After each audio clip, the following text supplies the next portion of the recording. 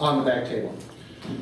Treasurer Mandel was first elected to state representative in 2006, knocking on 19,679 doors and wearing out 3 pairs of shoes. In his successful campaign for state treasurer in 2010, Mandel traveled 110,633 miles and visited 81 of Ohio's 88 counties.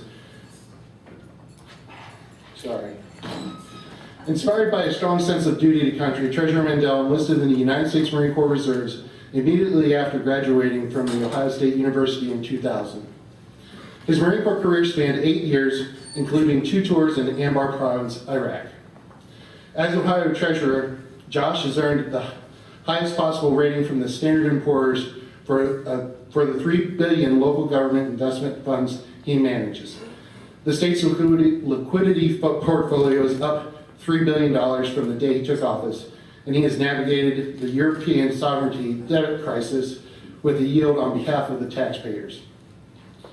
He is the grandson of a blue-collar laborer and a U.S. Army Air Corps veteran who both instilled in him the principles of hard work, integrity, and strong family values. Treasurer Mandel, his wife Hannah, and their 2 young children reside in Northeast Ohio. Treasurer Mandel.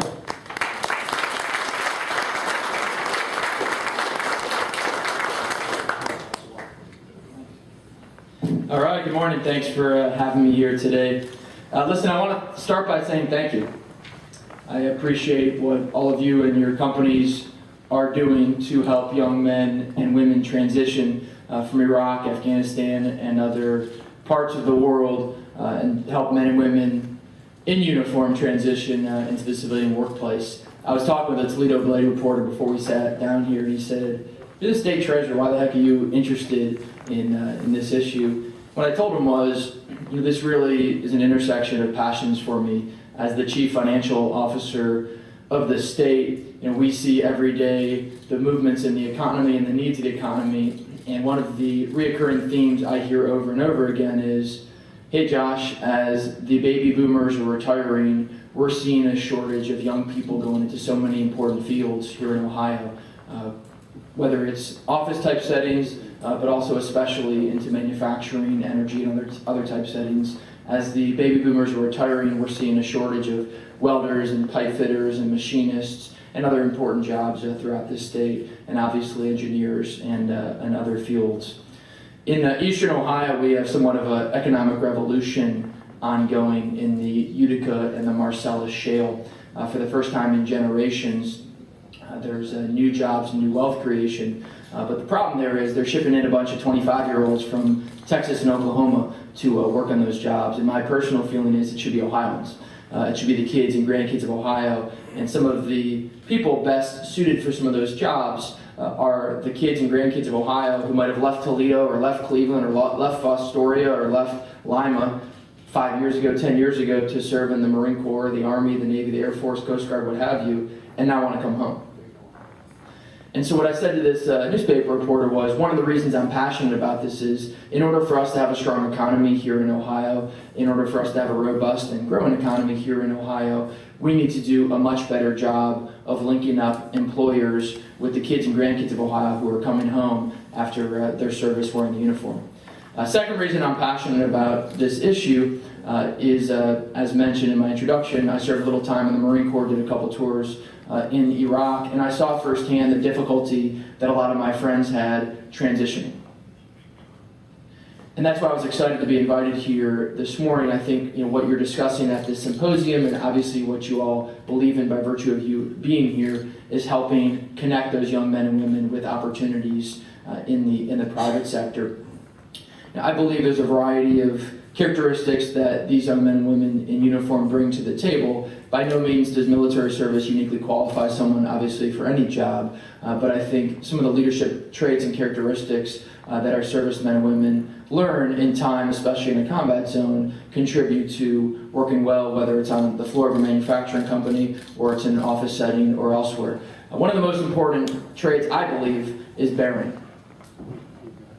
Bearing is that sense that someone has, a leader has, when they can ensure that they're not too high and not too low in a situation with high pressure.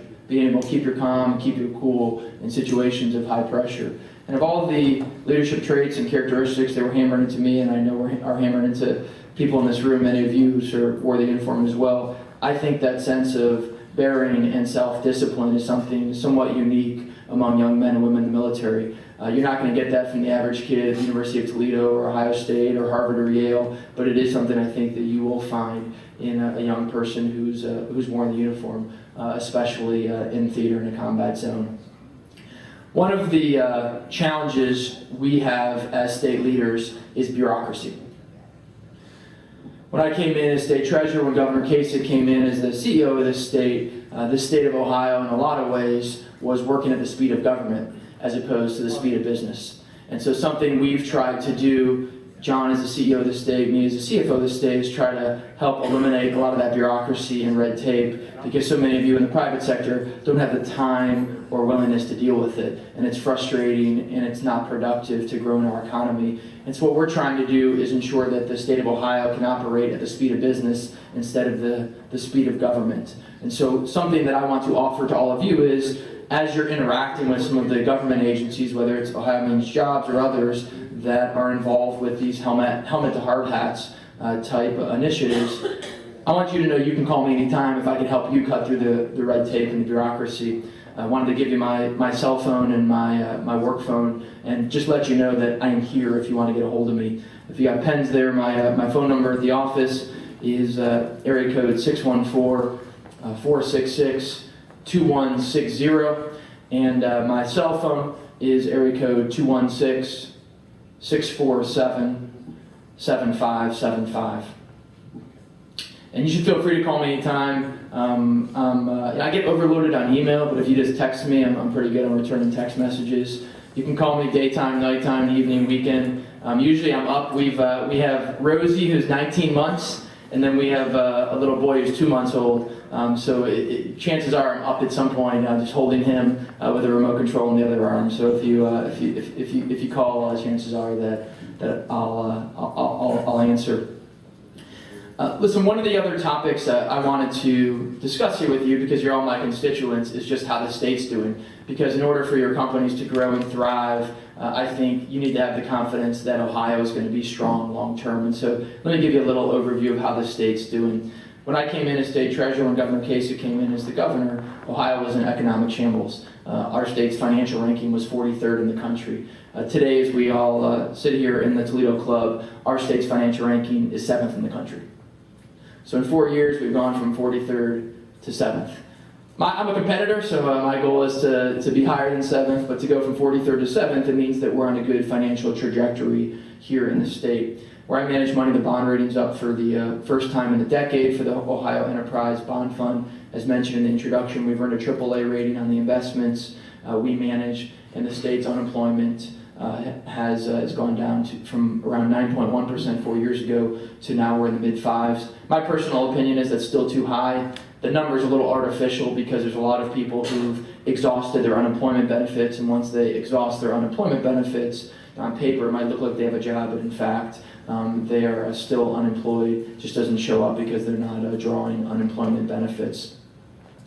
One of the areas that we see with a lot of potential growth is manufacturing because of the dropping costs of energy here in the United States, and especially here in the state of Ohio, because of some of the changing dynamics in China and other countries throughout Asia and the Middle East, and because of other dynamics in respect to manufacturing here in the States. And we're bullish as far as the future of our manufacturing sector.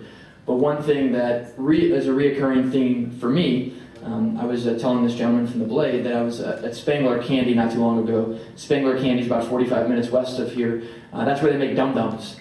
So you remember the little suckers? They make, I don't know how many dum-dums a year, but millions and millions of dum-dums. So I'm sitting there at this manufacturing roundtable with about 15, 20 folks who work in manufacturing, and I said, what are your challenges?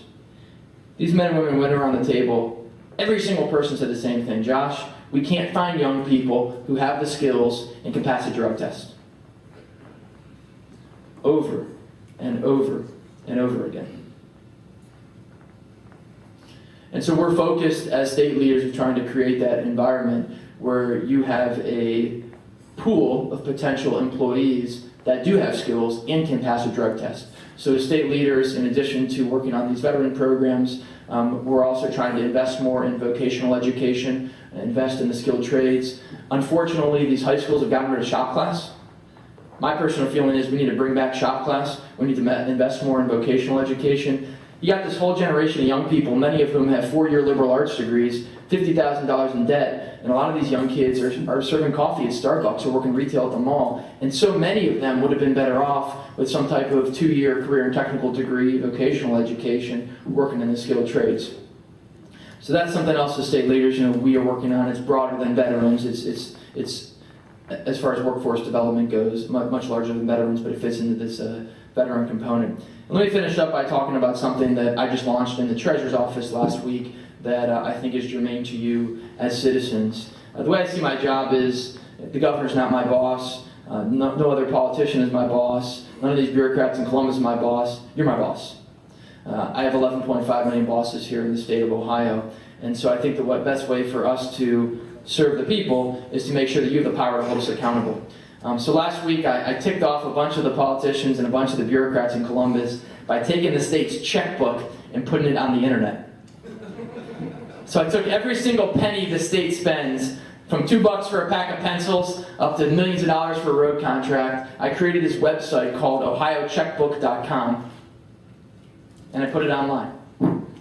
And so now, from the comfort of your own home and your desk at the office, you can go on ohiocheckbook.com and you can see every single penny the state spends. Not just this year, but goes back 7 years. So it has context in it. If you want to compare agency to agency or administration to administration, you could do that. So I've been going around the state and people ask, well, why did you do that? And the answer is simple. I'm doing this because I think the taxpayers of Ohio have a right to know how their tax money is being spent. And I think the best way to make government more efficient is to empower the people to hold the politicians accountable. So this whole initiative, ohiocheckbook.com, is all about power to the people. It's all about giving you the tools to hold public officials accountable. It's all about giving you the tools to make that state worker think twice before they go to the conference in Hawaii when they could have gone to the conference in Cincinnati. Make them think twice before they stay at the Ritz-Carlton when they could have stayed at the Holiday Inn. Because after all, this is our tax money. It's not their tax money. It's not their money. It's not their personal slush fund.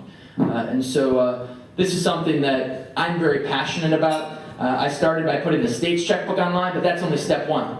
Pretty soon I'm going to be coming to a town and a school near you, showing up at city council meetings and county commissioner meetings and school board meetings, and I'm going to say to these local officials, listen, we put the state checkbook online, now it's time for you to do the same thing. And if they drag their feet, if they give me a hard time, I'm going to ask them one simple question. Why? What do you have to hide?